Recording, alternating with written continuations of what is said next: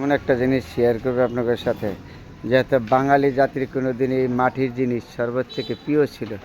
আজকে এত সিলভার বার্কেরা এই মাটির জিনিসের মান কমে গেছে। বাঙালির জীবনের সর্বোচ্চ থেকে প্রিয় ছিল মাটির জিনিস আবার থেকে।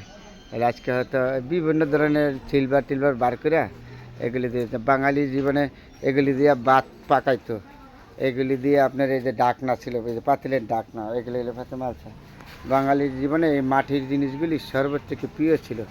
এটা হলো আমাদের নরসিংদী জেলা, শিবপুর যশোর ইউনিয়ন।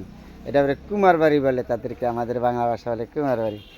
কত সুন্দর মাটির জিনিসগুলি দেখছেন। আপনাদের সাথে আজকে শেয়ার করলাম বন্ধুরা এই মাটির জিনিস নিয়ে।